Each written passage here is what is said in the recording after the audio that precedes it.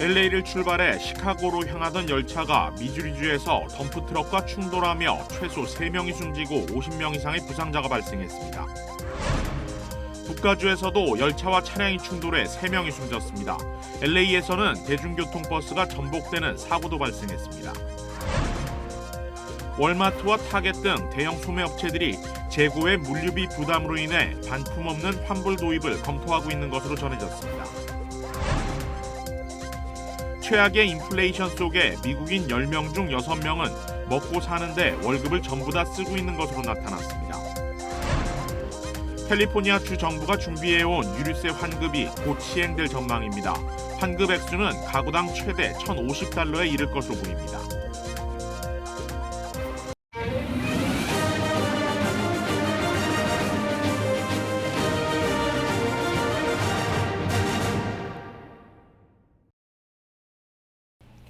시청자 여러분 안녕하십니까? KBS 아메리칸 뉴스입니다. LA를 출발해 시카고로 향하던 열차가 미주리에서 탈선했습니다. 이번 사고로 최소 3명이 사망했습니다. 보도에 박시몬 기자입니다.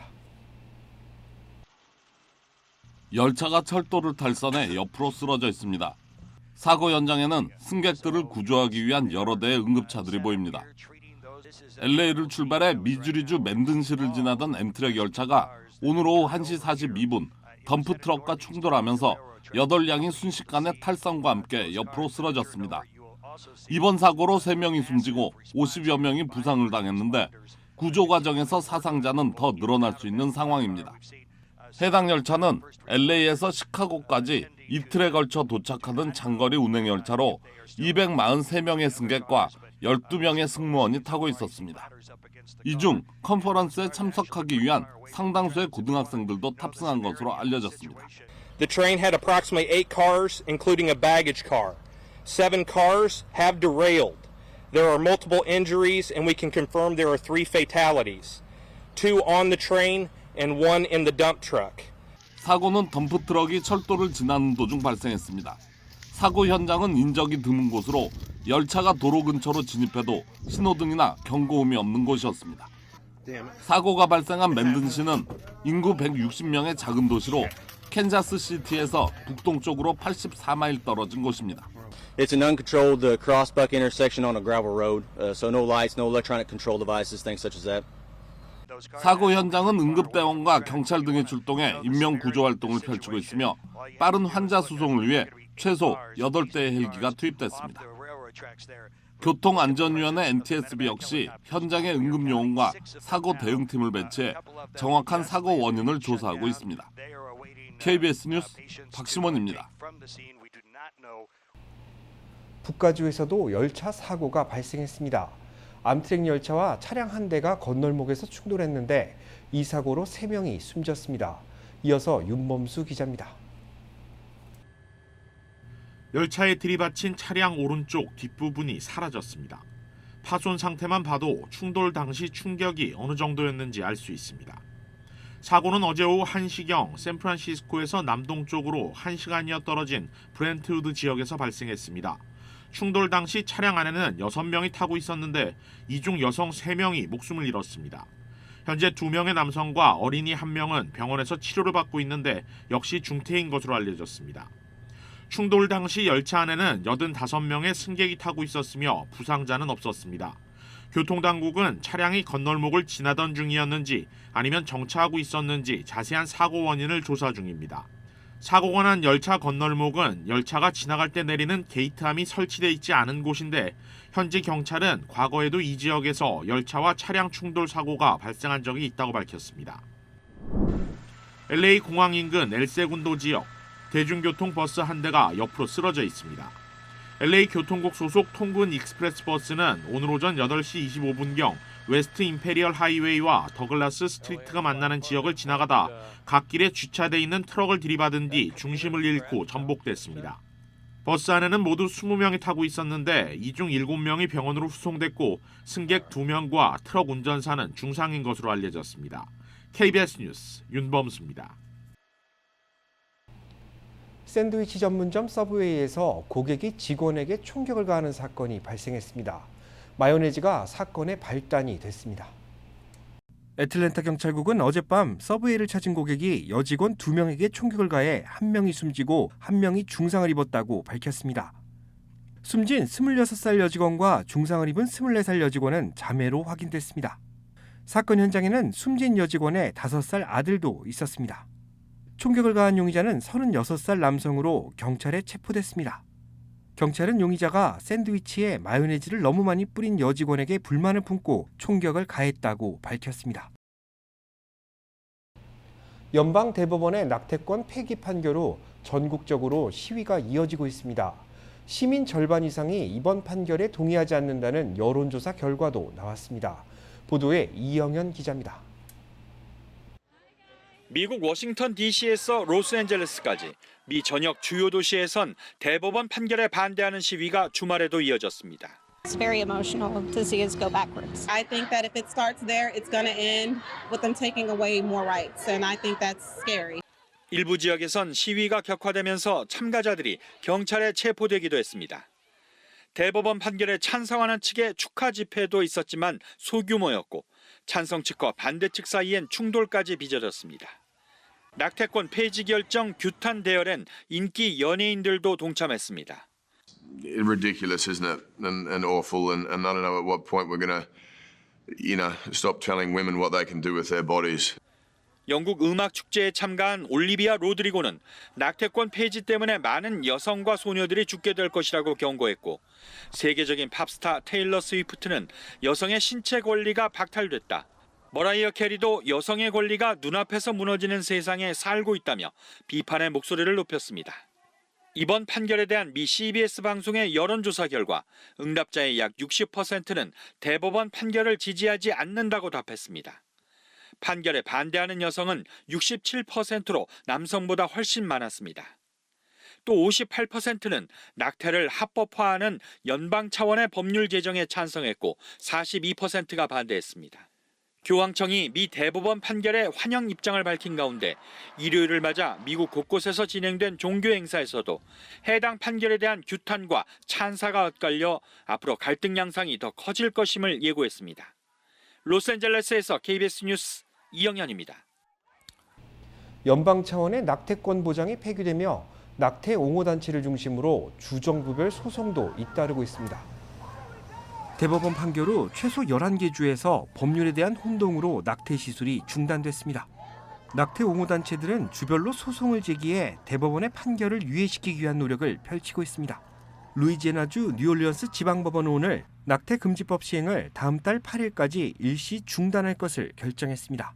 한 낙태 옹호단체가 루이지애나주의 트리거 조항법상 법이 언제부터 효력을 내고 어떤 행위가 금지되는지 알기 어렵다고 소송을 내자 이를 받아들인 겁니다.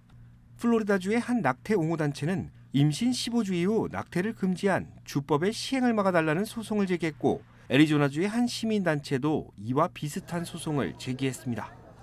대법원 판결 전에 주정부가 만들어준 낙태 금지법을 현 시점에서 적용할 수 있는지에 대한 논쟁도 이어지고 있는데, 이번 판결이 낙태를 둘러싼 논쟁을 전국 법원으로 번지게 했다는 분석입니다. 법률 전문가들은 이 같은 소송은 단순히 시간을 버는 수준에 머물 수 있다는 지적이며 근본적인 문제에 대한 해결책은 아니라는 입장입니다. 뉴욕시 곳곳에서도 낙태권 옹호 시위가 이어지고 있다는 소식입니다. 제1사 뉴욕 KBTV 전상희 기자가 취재했습니다. 연방 대법원이 임신 6개월 내 여성의 낙태권을 보호하는 로데 웨이드 판결을 뒤집은 이후 주말 맨하탄 워싱턴 스퀘어 파크, 유니언 스퀘어, 타임스 스퀘어, 그랜드 센트럴역 등에서 낙태 옹호 집회가 열려 수천 명이 시위에 참여했습니다. 자정이 넘은 시각 맨하탄 42 스트리트 일대 도로를 점거한 시위대 25명 이상이 뉴욕시경에 체포되기도 했습니다. 어제 낮부터 맨하탄에서 시작된 프라이드 퍼레이드에서는 낙태권 보장을 촉구하는 팻말이 곳곳에서 포착됐습니다.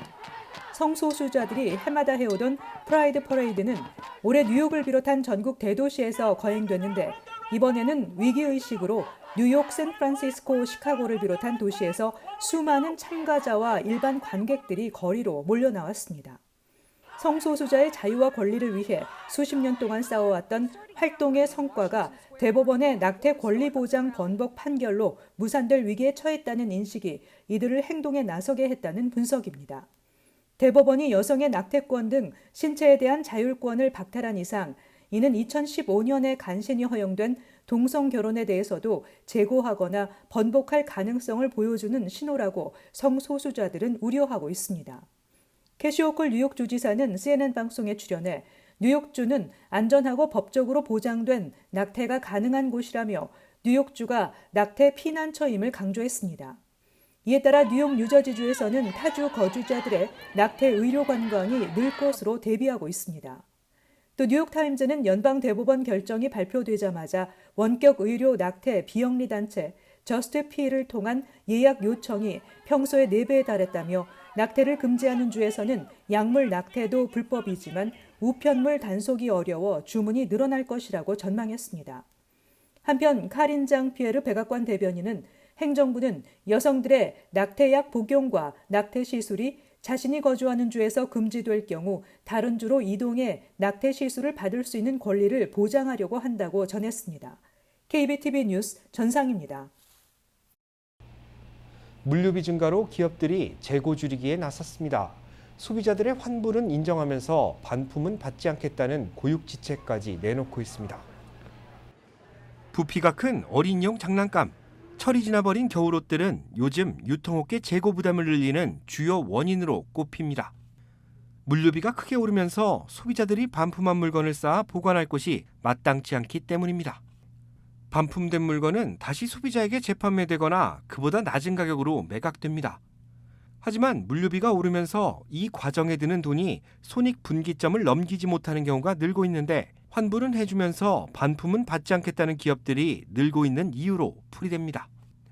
월마트와 타겟 등 대형 유통업체들은 반품 없는 환불을 적극 도입할 것을 검토하고 있습니다.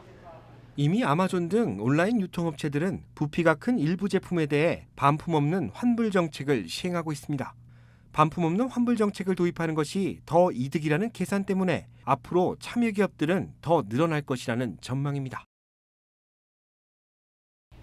시민 10명 중 6명은 수입 전체를 생활비에 쏟아붓고 있다는 통계가 나왔습니다. 높아진 물가 상승이 주된 원인으로 분석됩니다. 경제 전문 매체 CNBC는 랜딩클럽의 설문조사 결과 응답자의 58%가 하루 벌어 하루를 살고 있다고 밝혔습니다. 지난 4월에 집계된 61%보다는 줄었지만 지난해 같은 달보다는 늘어난 수치입니다. 고소득자들의 월간 지출도 높은 것으로 확인됐습니다. 연봉 25만 달러 이상의 상위 소득자 중 30%는 다음 월급을 받을 때까지 전월급을 모두 지출하고 있다고 답했고 연봉 10만 달러 이상의 고소득자 중 36%도 하루 벌어 하루를 산다고 답했습니다. 이번 설문조사는 지난달 소비자 물가지수 CPI가 전년 동월보다 8.6% 급등한 데 따른 것으로 풀이됩니다. 휘발유와 식료품, 주거비 등이 동반 상승하면서 소비 대비 지출이 늘고 있는 것으로 분석됩니다. 캘리포니아 주정부가 준비해온 유류세 환급이 곧 시행될 전망입니다. 휘발유 가격 상승에 따른 주민 재정 부담을 덜어주기 위한 조치로 풀이됩니다. 김경일 기자입니다.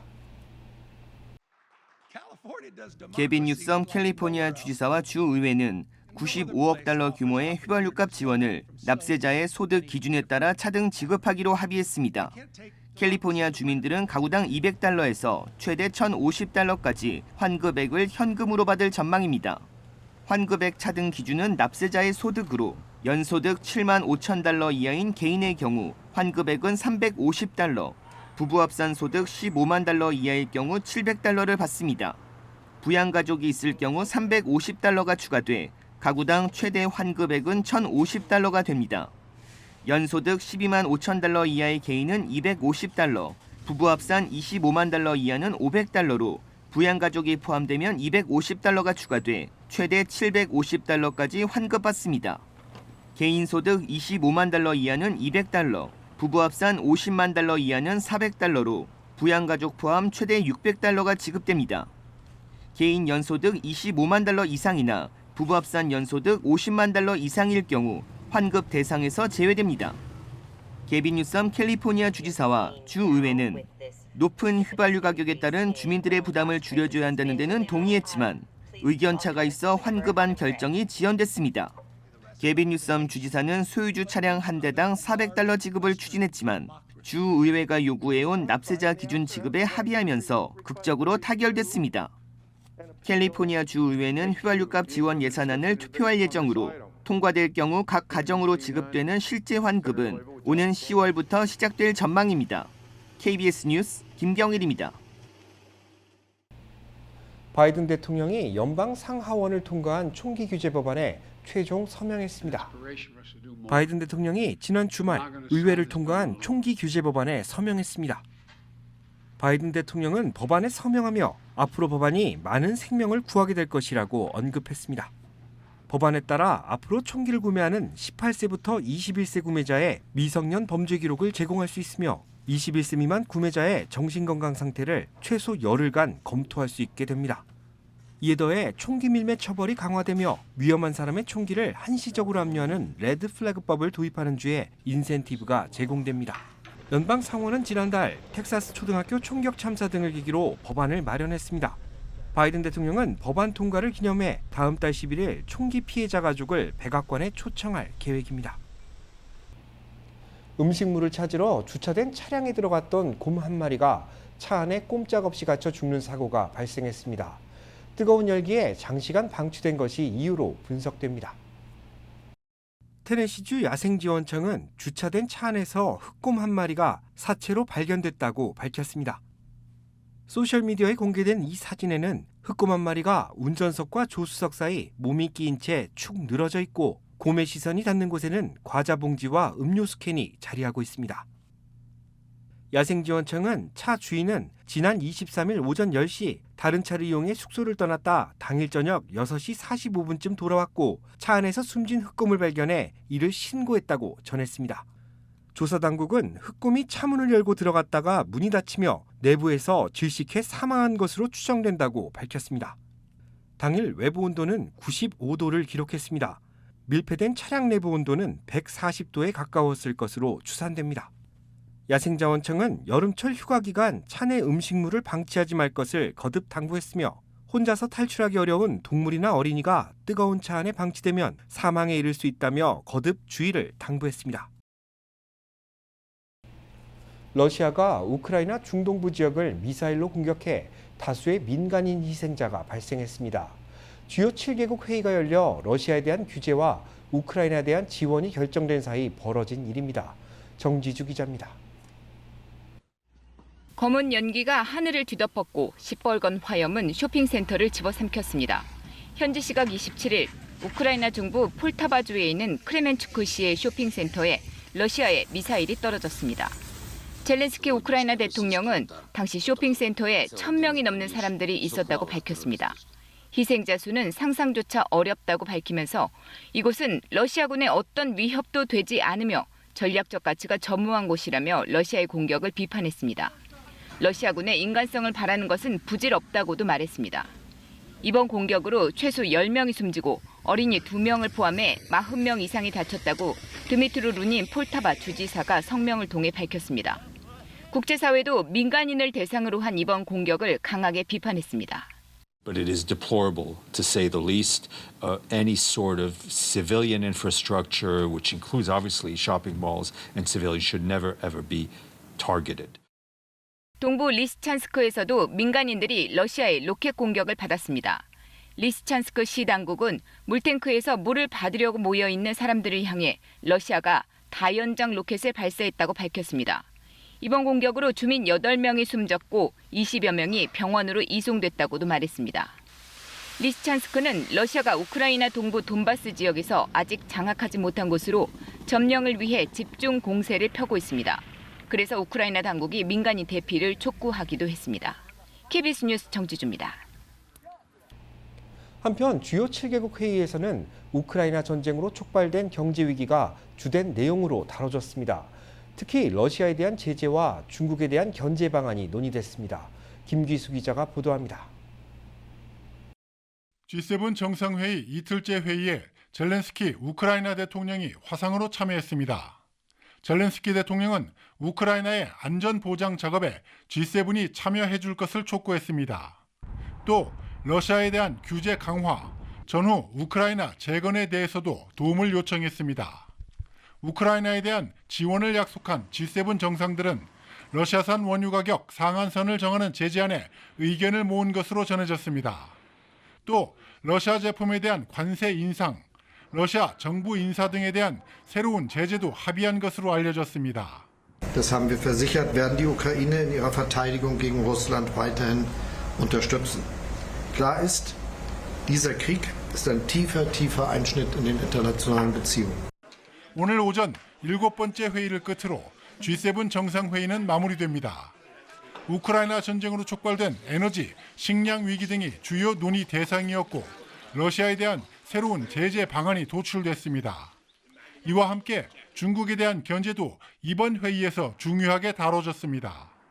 G7은 중국의 1대1로 프로젝트에 대응해 6천억 달러, 약 777조 원을 향후 5년간 개발도상국의 사회 기반 시설에 투자하기로 했습니다. 이 같은 기조는 내일부터 스페인 마드리드에서 열리는 나토 정상회의에서도 이어질 것으로 보입니다. G7 정상들은 오늘 오후 회의를 마치고 모두 마드리드로 자리를 옮겨 우크라이나 전쟁 대응 방안 등을 논의합니다. 독일 엘마우에서 KBS 뉴스 김기수입니다.